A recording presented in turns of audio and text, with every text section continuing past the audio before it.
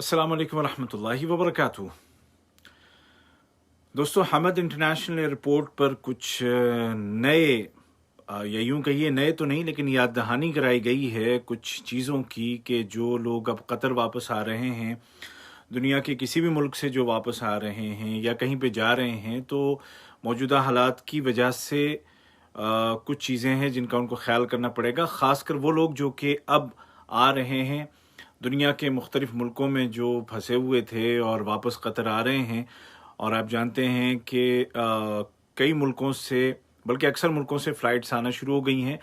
जिन मुल्कों से फ़्लाइट्स अभी नहीं आ रही हैं, तो ये फ़ैसला उन हुकूमतों का होगा, यानी कि उन मुल्कों का। जैसे बहुत सारे लोग, बहुत सारे दोस्त पूछते रहते हैं कि इंडिया से या नेपाल से या दीगर मुल्कों से कि फ़्लाइट्स कब शुरू होंगी। तो भाई, ये उन मुल्कों की हुकूमतों से आप पूछें।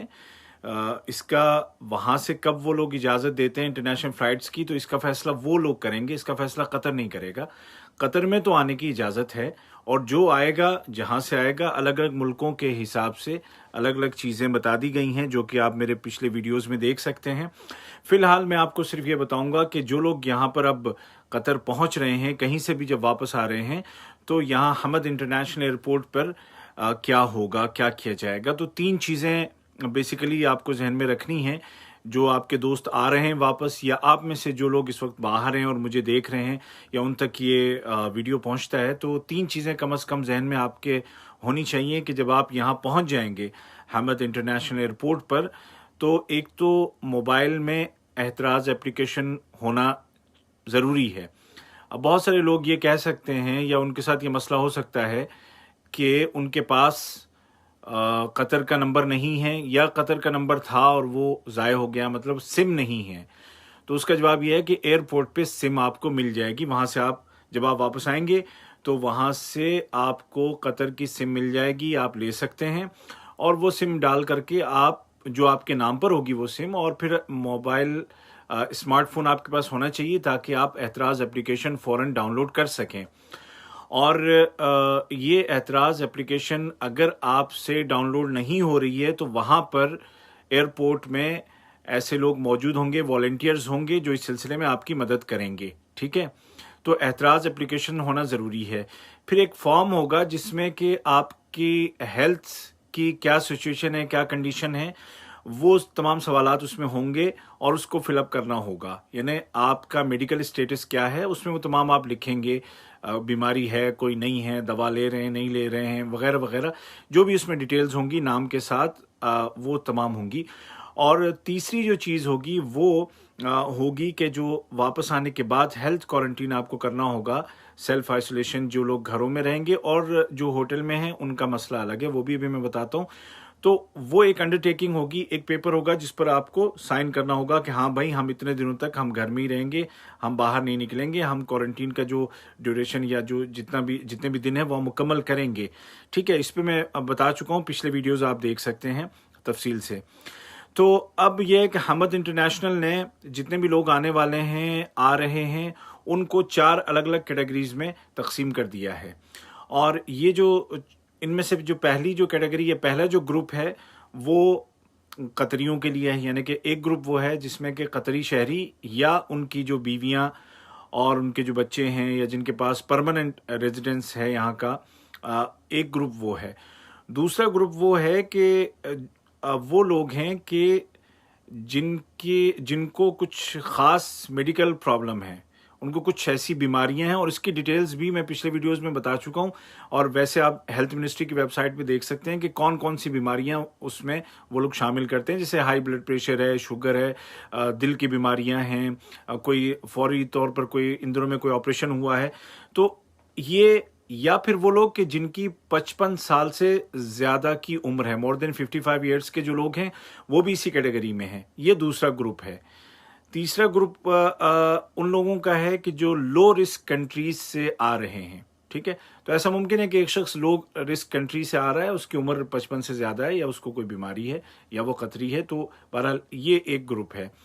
और चौथा ग्रुप वो है मुसाफिरों का कि जो हाई रिस्क कंट्रीज से वापस आ रहे हैं, और जो लो रिस्क कंट्रीज़ हैं उनमें कुछ इजाफा किया गया, अपडेट किया गया है, उसकी डिटेल्स आप देख सकते हैं जा कर के जो हेल्थ मिनिस्ट्री की वेबसाइट है उस पर।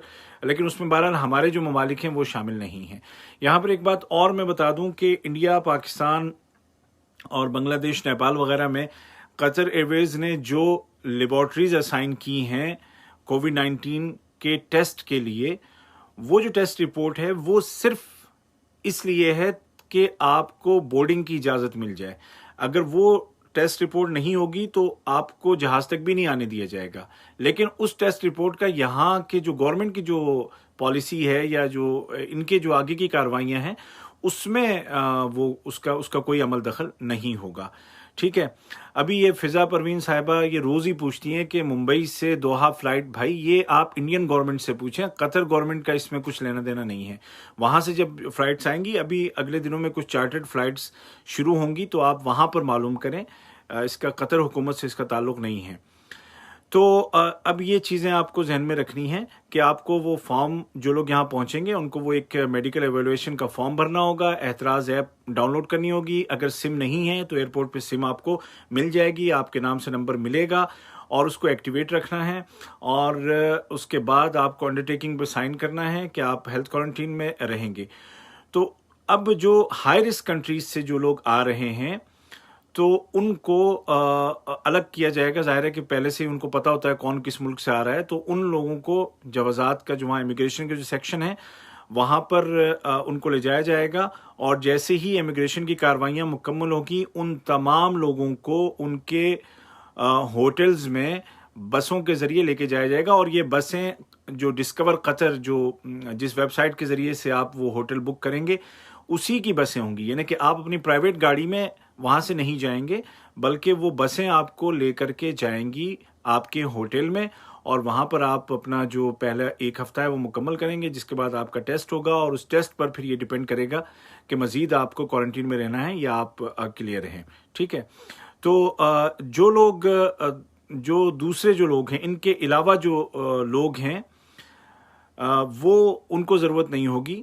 यानी कि जो हाई रिस्क कंट्रीज़ के अलावा के जो भी मुसाफिर हैं उनके लिए बसें नहीं होंगी। वो वो अंडरटेकिंग पे साइन करेंगे और अपनी गाड़ियों से अपने घर जा कर के वहाँ पे वो क्वारंटीन कर सकेंगे। ठीक है जी। तो ये 3-4 बातें थीं जो कि हमद इंटरनेशनल एयरपोर्ट की जानिब से बताई गई हैं, और इनका आपके जो दोस्त जो आ रहे हैं उनको आप बता दीजिएगा।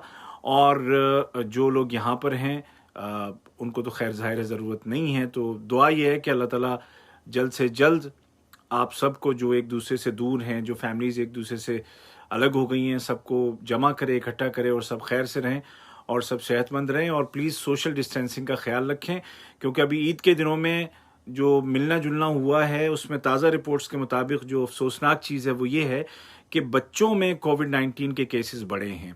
15 साल तक की उम्र के जो बच्चे हैं उनमें कोविड के केस बढ़े हैं, क्योंकि ये ईद में जो आना जाना होता है और बच्चे इतना ख्याल रख भी नहीं पाते हैं।